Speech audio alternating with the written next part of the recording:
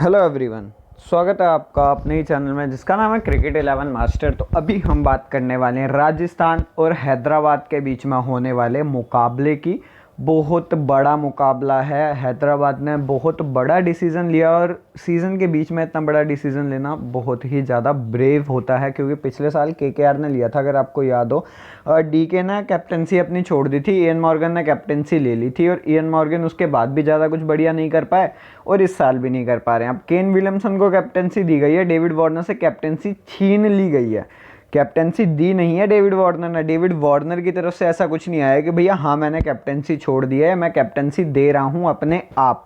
यहाँ पर टीम का वो हुआ, मतलब प्रेस रिलीज ने भेजा, यहाँ पर सबको बताया कि हम जो है चेंज करने वाले हैं, मतलब चेंज कर दिया है। वो तो केन विलियमसन तो अब कैप्टन है, पूरे सीजन के लिए कैप्टन केन विलियमसन है। बट एक और चीज़ जो इन्होंने बोली है कि अब इंटरनेशनल कॉम्बिनेशन में ना चेंजेस होने वाले हैं। और सबसे ज़्यादा कौन, मतलब यहाँ पर मतलब तलवार के नीचे अगर आप मानकर चलो तो सबसे ज़्यादा कौन है अभी के लिए, सब कह रहे हैं कि डेविड वार्नर, कि डेविड वार्नर को टीम निकालने वाली है, डेविड वार्नर को टीम निकालने वाली है, डेविड वार्नर को टीम निकालने वाली है।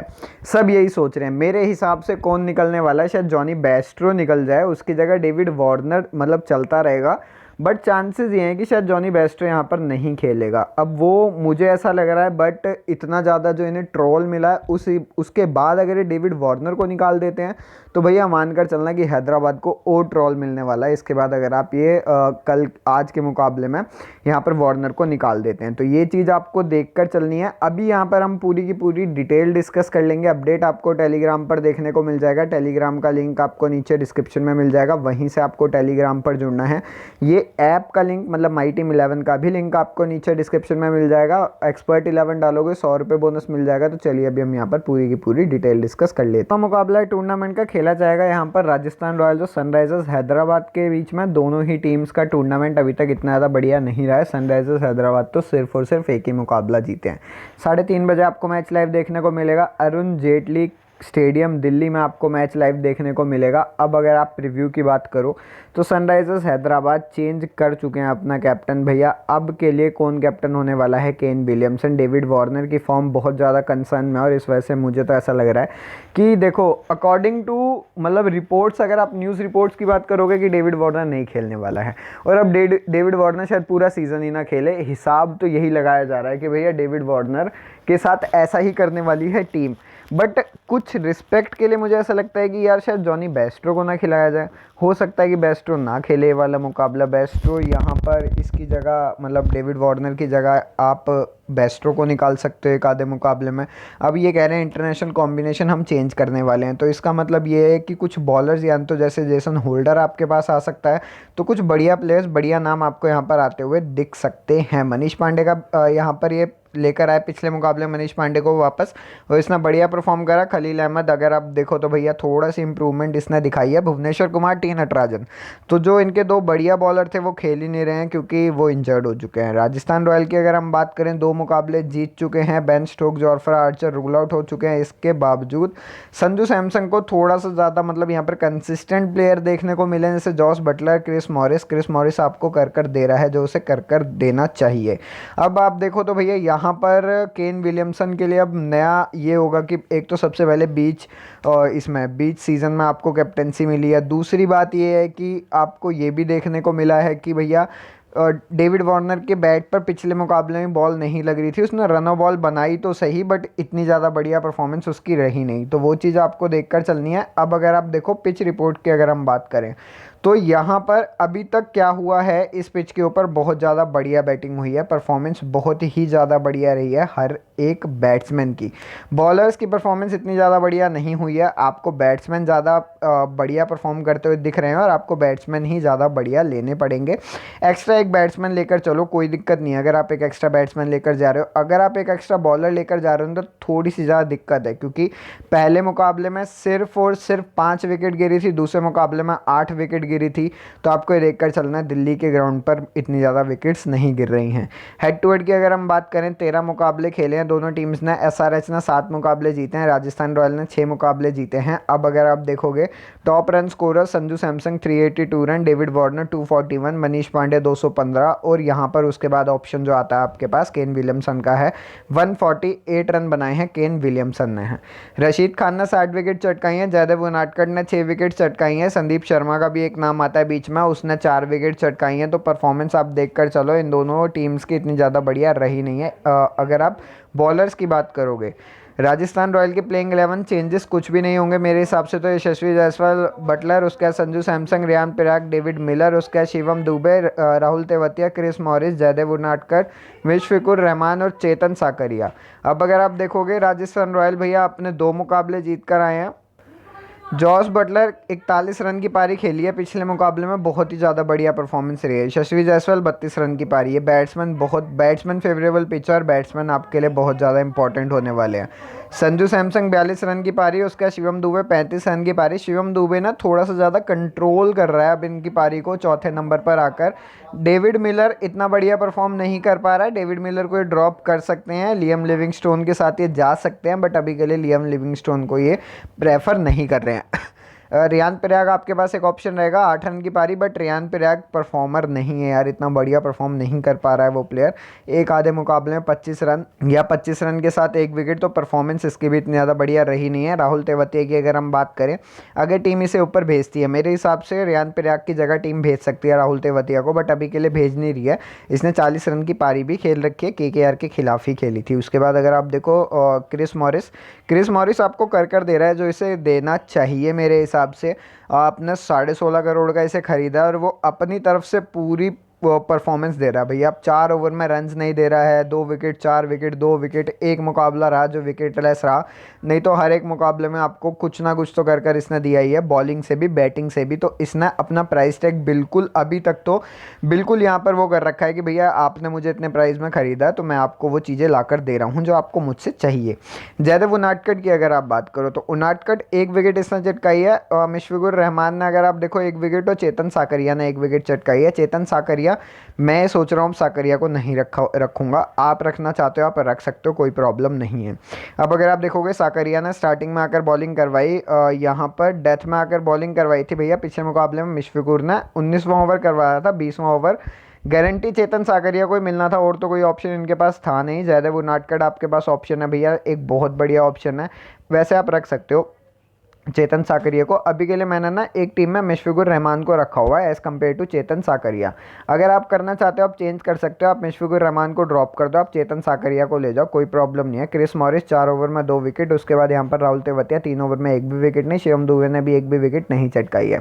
इस टीम के खिलाफ जॉस बटलर की परफॉर्मेंस ज़्यादा बढ़िया रहती नहीं है, 9 की एवरेज रही है, 73 रन करे हैं इस ग्राउंड के ऊपर, 50 की एवरेज रही है पिछले मुकाबले में, इसने कर भी दिखाया ऐसा।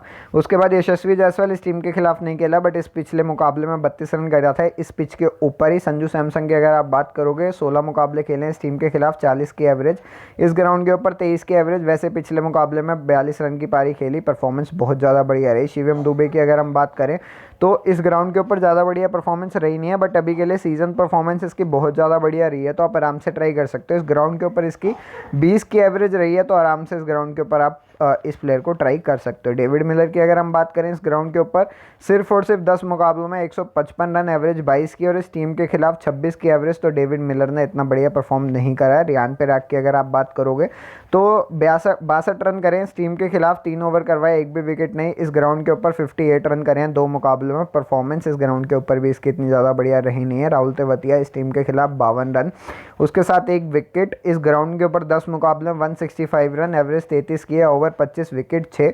क्रिस मॉरिस इस टीम के खिलाफ भैया 9 विकेट लेकर जा चुका है। क्रिस मॉरिस को तो ड्रॉप ही नहीं करना चाहिए, इस टीम के खिलाफ इसके स्टैट्स बेकार हों या बढ़िया हों, आपको ड्रॉप नहीं कर सकते आप चेतन यहाँ पर क्रिस मॉरिस को। चेतन साकरिया की अगर आप बात करो इस ग्राउंड के ऊपर पिछले मुकाबले में 3 ओवर करवाए, परफॉर्मेंस ठीक रही, 6 की इकनॉमी से बॉलिंग करवाई, आपके लिए एक बढ़िया इंपॉर्टेंट प्लेयर हो सकता है, तो आप आराम से चेतन साकरिया को ट्राई कर सकते हो। उसके बाद अगर आप देखो मुशफिकुर रहमान आपके पास है हेड टू हेड में भैया 2 ओवर्स में 2 मुकाबले में ओवर अगर आप देखोगे 8 8 विकेट 4। इस ग्राउंड के ऊपर 4 मुकाबलों में 14 ओवर्स करवाए हैं, विकेट 1। उसके बाद अगर आप देखो जयदेव उनादकट आपके पास है इस टीम के खिलाफ, 14 विकेट, एक गेम चेंजर रहा है इस टीम के खिलाफ, और इस ग्राउंड के ऊपर 11 विकेट। तो एक बढ़िया परफॉर्मर है जयदेव उनादकट।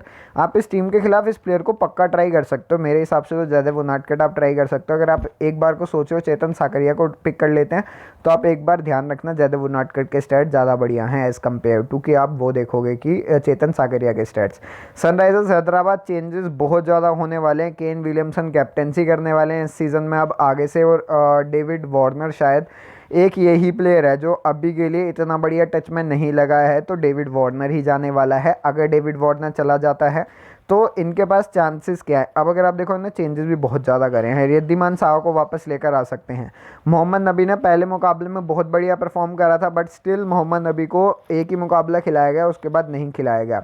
इनके पास अभी के लिए मुजीबुर रहमान है। वैसे मोहम्मद नबी को ना भी खिला कर जेसन रॉय को अगर खिलाते हैं, जेसन होल्डर को अगर ये खिलाते हैं तो जेसन होल्डर ज़्यादा सेफ रहेगा मेरे हिसाब से। अब अगर आप डेविड वार्नर को निकालने का सोच ही चुके हो तो अब आपको आगे की तरफ देखना है कि आपके लिए अब आपका बैलेंस स्क्वाड क्या होने वाला है, तो उसी की तरफ ये देखने वाले हैं मेरे हिसाब से। तो अब अगर आप देखो तो अभी के लिए डेविड वार्नर की परफॉर्मेंस पूरे सीजन में इतनी बढ़िया रही नहीं है। जॉनी बेस्टो 55, 12, 43, 63, 38 और 7। मनीष पांडे 61 रन की पारी रही इसकी। यहाँ पर 3 मुकाबलों में केन विलियमसन आया और उसने अपनी इंपॉर्टेंस दिखाई टीम को कि मेरी इंपॉर्टेंस आपकी टीम में क्या है, मैं क्या कर सकता हूँ। केदार जाधव ने 12 रन की पारी खेली। केदार जाधव को इतना ही दिया जाता है कि भैया आखिरी में जाओ और 3, 4, 5, 6, 10 balls Khelo maximum to maximum. यार 10 बॉल्स में अगर आप 20 रन भी मार आते हो तो हमारी टीम के लिए बहुत है। रशीद खान अपनी तरफ से पूरी कोशिश कर रहा है। एक एंड इसने पकड़ के रखा हुआ है, तो मतलब वो पकड़ कर ही रखा हुआ है। एकमात्र मुकाबला जहां पर इसने विकेट नहीं चटकाई वो तीसरा मुकाबला था, नहीं तो हर एक मुकाबले में आपको विकेट चटका कर देकर गया है। विजय शंकर 8 रन की पारी, जय सुचित ने 14 रन की पारी खेली अपने 5वें मुकाबले में। अब खलील अहमद आपके लिए एक इंपॉर्टेंट और यहाँ पर सिद्धार्थ कौल एक इंपॉर्टेंट पिक होने वाला है। ये दोनों प्लेयर्स आपके लिए इंपॉर्टेंट होने वाले हैं और किसी ने ज़्यादा कुछ करा नहीं है। अब अगर आप देखो संदीप शर्मा ने स्टार्टिंग और डेथ में आकर बॉलिंग करवाई, बट हाँ इकोनॉमिकल बॉलिंग रही, आपको थोड़ा सा कमबैक करता हुआ दिखा है मेरे हिसाब से, तो कि यहाँ पर आप आराम से ट्राई कर सकते हो इस प्लेयर को। उसके बाद अगर आप देखो खलील अहमद स्टार्टिंग में आकर इसने बॉलिंग करवाई, सिद्धार्थ कौल ने 4 ओवर में 8 की इकोनॉमी के साथ बॉलिंग करवाई। जय सूचित 3 ओवर में 15 की इकोनॉमी रही। जय सूचित को भी ये गलती खिला रहे हैं मेरे हिसाब से, तो जय सूचित की जगह ये किसी और प्लेयर को ट्राई कर सकते हैं। इनके पास बहुत ज़्यादा प्लेयर्स पड़े हुए हैं। रशीद खान की अगर हम बात करें 4 ओवर में 3 विकेट, परफॉर्मेंस इसकी भी बढ़िया रही है। डेविड वार्नर इस पिच के ऊपर अगर आप देखो तो 30 की एवरेज रहती है इस टीम के खिलाफ, 32 की एवरेज, बट अब ये एवरेज का कोई मतलब ही नहीं बनता क्योंकि ये खेलेगा ही नहीं। चांसेस ये हैं कि ये नहीं खेलेगा। जेसन होल्डर वापस आएगा, उससे इन्हें बॉलिंग भी मिल जाएगी, बैटिंग भी मिल जाएगी, और वहाँ से ये जय सुचित को हटाकर रिद्धिमान साहा को पिक कर सकते हैं जो आपको ओपन कर दे सकता है। तो ये अपना ओपनर भी ठीक कर सकते हैं क्योंकि मनीष पांडे अगर ये मानकर चलो मनीष पांडे को लेकर आते हैं ऊपर, और जॉनी बेस्टो। फिर तीसरे नंबर पर केन विलियमसन आ गया। चौथे नंबर पर केदार जाधव इतना बढ़िया प्लेयर नहीं है। जेसन होल्डर चौथे नंबर पर आकर आपको कुछ देख सकता है। वैसे चौथे नंबर पर जेसन होल्डर का भी ऑप्शन नहीं रहेगा ज़्यादा बढ़िया। जेसन होल्डर 5वां, केदार जाधव 6ठा ऑप्शन, तो ऐसा कुछ ये कॉम्बिनेशन बनाने वाले हैं। बट ये चौथे ऑप्शन चौथे नंबर पर किसे भेजने वाले हैं वो इनके लिए दिक्कत होने वाली है, क्योंकि अगर आप देखो तो कोई प्लेयर है नहीं चौथे नंबर का। मोहम्मद नबी कर सकता है बैटिंग, बट वो इतना कंसिस्टेंट नहीं है मेरे हिसाब से। जॉनी बेस्टो की अगर आप बात करोगे 3 मुकाबले इस टीम के खिलाफ खेला, 71 रन करे हैं और एवरेज 23 की रही है। इस ग्राउंड के ऊपर 27 की एवरेज रही है। मनीष पांडे इस ग्राउंड के ऊपर 200 रन कर चुका है 50 की एवरेज के साथ। इस टीम के खिलाफ 34 की एवरेज रही है। केन विलियमसन की अगर आप बात करोगे इस टीम के खिलाफ भैया 49 की एवरेज, और इस ग्राउंड के ऊपर 64 की एवरेज। बहुत ही ज़्यादा बढ़िया परफॉर्मेंस रही है केन विलियमसन की। केदार जाधव इस टीम के खिलाफ 200 रन कर रखे हैं, एवरेज जो करीब 40 की, और इस ग्राउंड के ऊपर 23 की एवरेज रही है 20 मुकाबलों में। रशीद खान की अगर हम बात करें हेड टू हेड 6 मुकाबलों में रन 33, ओवर 24 और विकेट 7। इस ग्राउंड के ऊपर 5 मुकाबलों में रन 15, ओवर 20 और विकेट 6। परफॉर्मेंस इस ग्राउंड के ऊपर इस प्लेयर की बढ़िया रही है। उसके बाद अगर आप देखो विजय शंकर आपके पास हैं। विजय शंकर ने ठीक ठाक परफॉर्म करा है इस टूर्नामेंट में, बॉलिंग करवाता है ये, बट इतनी ज़्यादा कंसिस्टेंसी से नहीं कर पाए अपनी परफॉर्मेंस। इस ग्राउंड के ऊपर 7 मुकाबलों में रन 33 कर रखे हैं, स्ट्राइक रेट यहाँ पर 126। हेड टू हेड की अगर आप बात करोगे इस टीम के खिलाफ 28 की एवरेज रही है। वैसे विजय शंकर को भी ड्रॉप करने का सोच सकते हैं। संदीप शर्मा की अगर हम बात करें हेड टू हेड 3 विकेट चटकाई हैं इस टीम के खिलाफ, 16 विकेट चटकाई हैं इस ग्राउंड के ऊपर। जयसूचित इस टीम के खिलाफ खेल चुका है, 1 विकेट चटकाई है इस टीम के खिलाफ, बट मुझे नहीं लगता अब ये मुकाबला खेलने वाला है कल। अब उसके अगर हम बात करें, खलील अहमद आपके पास हैं, हेड टू हेड में 2 मुकाबले, ओवर 8 और विकेट 3 इस टीम के खिलाफ, और इस ग्राउंड के ऊपर 8 ओवर्स करवाएं और विकेट 1 चटकाई है। सिद्धार्थ कौल इस ग्राउंड के ऊपर 57 ओवर करवाएं और विकेट अगर आप देखो तो 10। उसके बाद हेड टू हेड की अगर आप बात करोगे, 6 मुकाबले खेले हैं, ओवर 22 और विकेट 5, परफॉर्मेंस बढ़िया रही है। अब अगर इनका बेंच देखो, चांसेस हैं शायद मोहम्मद नबी आ सकता है वापस। फिर उसके बाद आपके टी नटराजन खेल नहीं रहा, रिद्धिमान साहा का एक ऑप्शन इनके पास रहेगा, शदाब नदीम एक ऑप्शन रह सकता है, बैसल थम्पी को मुझे लगता है खिलाएंगे, जेसन होल्डर एक बढ़िया, हाँ एक इनके पास एक बहुत पोटेंशियल प्लेयर जेसन रॉय बैठा हुआ है इनके बेंच पर, तो जेसन रॉय को भी ये पिक कर सकते हैं। पता नहीं है पिक करते हैं या नहीं, कल मतलब आज आपको देखने को मिल जाएगा कि क्या करते हैं क्या नहीं। तो चलिए अभी हम यहाँ पर पूरी की पूरी टीम डिस्कस कर लेते हैं। जॉनी बेस्ट्रो, संजू सैमसन और यहाँ पर जॉस बटलर, तीनों प्लेयर्स इंपॉर्टेंट है। रिद्धिमान साहा आज के मुकाबले में खेल सकता है, चांसेस हैं, ज़्यादा चांसेस हैं इसके खेलने के। वैसे खेलने को जेसन रॉय भी खेल सकता है, आप ये भी देख कर चलना। जेसन रॉय अगर खेलता तो आप ट्राई कर सकते हो जेसन रॉय को, कोई प्रॉब्लम नहीं है। बैटिंग सेक्शन की अगर आप बात करोगे, मनीष पांडे, डेविड वार्नर नहीं खेलेगा शायद, बहुत ज़्यादा चांसेस हैं कि डेविड वार्नर अब जा चुका है स्क्वाड से, अब नहीं खेलेगा इस सीज़न, तो कम ही चांसेस हैं। अगले सीज़न अगर परफॉर्मेंस बढ़िया रहती तो अब अगले सीज़न के ऊपर ध्यान देना चाहिए इसे। तो यशस्वी जायसवाल आपके पास है, अभी के लिए यशस्वी जायसवाल दोनों मुकाबलों में ठीक ठाक कर देकर गए हैं। केन विलियमसन ऑप्शन बढ़िया रहेगा। डेविड मिलर बहुत रिस्की ऑप्शन है, परफॉर्म ही नहीं कर पा रहा है राजस्थान रॉयल के लिए, ये भी चेंज कर सकते हैं डेविड मिलर को लियम लिविंगस्टोन के लिए, बट लियम लिविंगस्टोन इतनी ज़्यादा बढ़िया हिटिंग नहीं कर पाएगा जितनी ज़्यादा डेविड मिलर के पास मतलब ताकत है उतनी ज़्यादा नहीं है शायद लियम लिविंगस्टोन के पास। उसके बाद अगर हम बात करें, केदार जाधव का एक ऑप्शन आपके पास रहेगा। केदार जाधव आप रिस्क है, बट हाँ लेना चाहते हो तो ले सकते हो इस रिस्क को। फिर उसके बाद अगर हम बात करें ऑलराउंडिंग सेक्शन में, क्रिस मॉरिस आपके पास है, शिवम दुबे। उसके बाद अगर हम देखें, राहुल तेवतिया आपके पास है। राहुल तेवतिया ले सकते हो अगर ये खेलता है, बट जेसन होल्डर के खेलने के ज़्यादा चांसेस हैं, तो जेसन होल्डर अगर खेलता है तो आप जेसन होल्डर के साथ आराम से जा सकते हो। जेसन होल्डर गेम चेंजर रहने वाला है फिर अगर ये खेलता है आज के मुकाबले में। तो रशीद खान इंपॉर्टेंट पिक। चेतन साकरिया की जगह जैसे मैंने आपको बताया जयदेव उनादकट आप पिक कर सकते हो, एक बढ़िया ऑप्शन रहेगा जयदेव उनादकट का आपके पास। और उसके बाद अगर आप देखो, अगर आपको क्रेडिट इशू आते हैं तो खलील अहमद। अभी के लिए मैं क्या कर रहा हूँ, यहाँ पर ये मानकर चल रहा हूँ कि टीम नहीं खिला रही है डेविड वार्नर को, तो केन विलियमसन और यशस्वी जायसवाल, फिर शिवम दुबे और यहाँ पर क्रिस मॉरिस। उसके बाद आपके पास बच जाते हैं 3 बॉलर। उसमें सबसे पहला बॉलर का नाम आता है रशीद खान का, दूसरा बॉलर का नाम आता है भैया जयदेव उनादकट का मेरे हिसाब से, तीसरा बॉलर आपको रखना है चेतन साकरिया रख सकते हो, खलील अहमद रख सकते हो। अगर जेसन होल्डर खेलता है तो फिर आपको जेसन होल्डर अपनी टीम में रखना ही रखना पड़ेगा, फिर तो वो आप ड्रॉप ही नहीं कर सकते हो। तो उस हिसाब से क्या कर सकते हो, शिवम दुबे को मैं ड्रॉप करके जेसन होल्डर को पिक कर लूंगा। बट अभी के लिए शायद जेसन होल्डर पता नहीं ना, कुछ 100% पता नहीं है कि अभी ये क्या चेंजेस करने वाले हैं। वैसे पहले बहुत बड़ा चेंज कर चुके हैं, केन विलियमसन कैप्टनसी करने वाला है वही 20 सीजन में।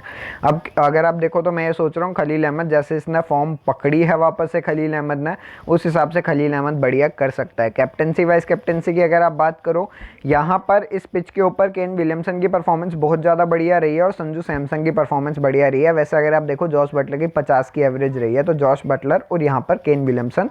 अब अगर आप देखो जो माई टीम 11 की टीम अगर हम देखें, तो यहाँ पर अभी के लिए मैंने डेविड वार्नर रखा हुआ है, बट अगर नहीं खेलता तो फिर ड्रॉप कर देंगे। Kane Williamson as a vice captain, Jos Buttler, उसके बाद Bairstow, Sanju Samson, Yashasvi Jaiswal, Manish Pandey, Shivam Dube, Chris Morris, Rashid Khan और रहमान आपके पास है। पूरी की पूरी टीम आपके लिए small league, small green league favourable team है। अपडेट आपको टेलीग्राम पर देखने को मिल जाएगा, टेलीग्राम का लिंक आपको नीचे डिस्क्रिप्शन में मिल जाएगा, वहीं से आपको टेलीग्राम पर जुड़ना है। माई टीम 11 का भी लिंक आपको नीचे डिस्क्रिप्शन में मिल जाएगा।